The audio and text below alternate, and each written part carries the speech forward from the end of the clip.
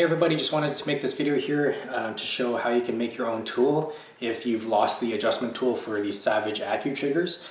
In my overview video of this Mark II, I mentioned that I lost mine quite a while ago, and I kind of want to play around with the pull weight now, so I figured it should be easy enough to make myself. If you're watching this video, the method I'm about to show you actually did work, and I don't know if my email fell through the cracks, but Savage never got back to me when I asked for a replacement, but I figured again, it's probably easy enough to make yourself. The adjustment tool is basically the reverse of a flathead screwdriver, so instead of a single blade, it's a slot that engages with a pin or little bar inside the adjustment hole. So I have my Savage here. I already removed the action screw so I can just lift the chassis straight off.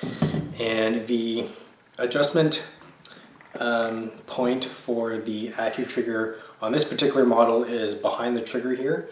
It's a small hole that you put the tool down, and again there's a little bar that it engages with, and you can turn it clockwise for more pull weight or counterclockwise for less. So I'm going to just go ahead and find a roll pin in this roll pin set that fits, and that one there is pretty good.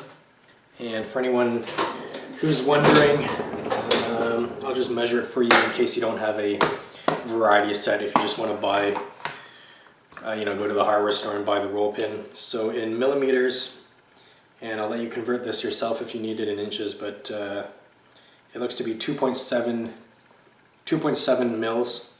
And obviously roll pins are not perfectly circular in their diameter, but the fit doesn't have to be perfect. So it's a little bit tight. I might use the vise just to kind of squeeze it in a bit, but that is pretty good. So let's go ahead. I'm just going to go ahead and use the Dremel to cut a slot into the top of this.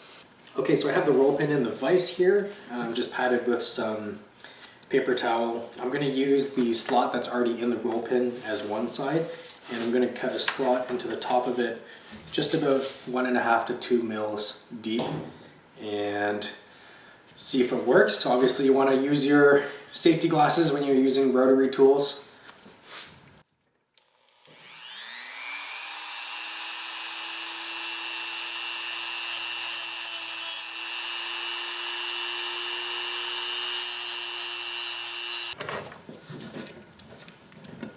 Okay, so here's the first one. It didn't quite work out. You can see the cut wasn't centered, and one side is a little bit too thin. I definitely don't want it snapping inside the trigger assembly and getting a piece of material stuck in there, so I'm going to go ahead and try again and make the cut more centered.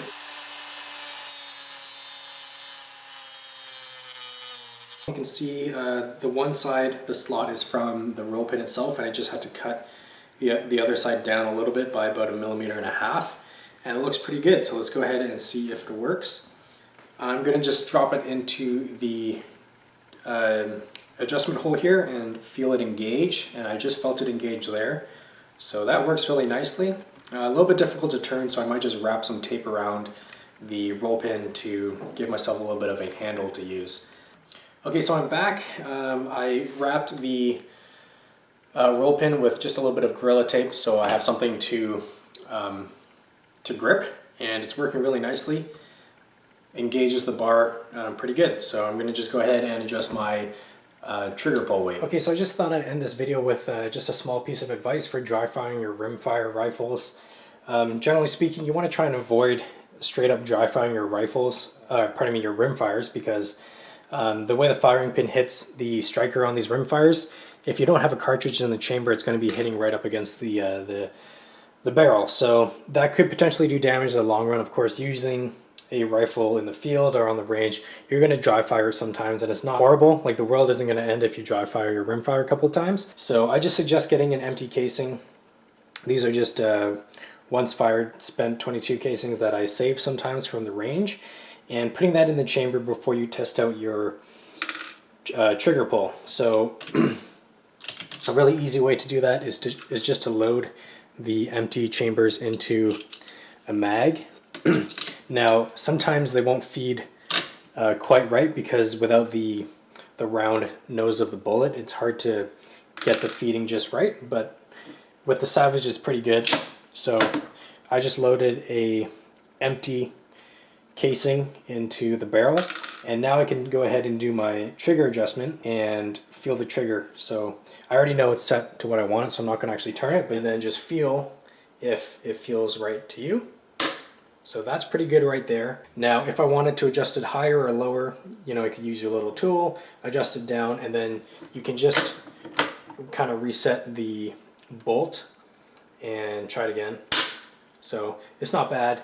I would only recommend doing this maybe 3 or 4 times for each empty casing, and then ejecting it out and putting a new empty casing in there, just because once you hit the same spot on the casing over and over, it's going to flatten, and then it won't provide as much protection for your barrel as you might want. So just keep that in mind. Try not to dry fire your rim fire guns too much. Again, it's not going to be the end of the world, but I just like to keep carrying my stuff, so this is what I do. Anyway, I hope you guys enjoyed the video on how you can make your own Savage AccuTrigger adjustment tool. It worked pretty well with just a simple roll pin and a Dremel. I hope you enjoyed the video, and I'll see you guys in the next one.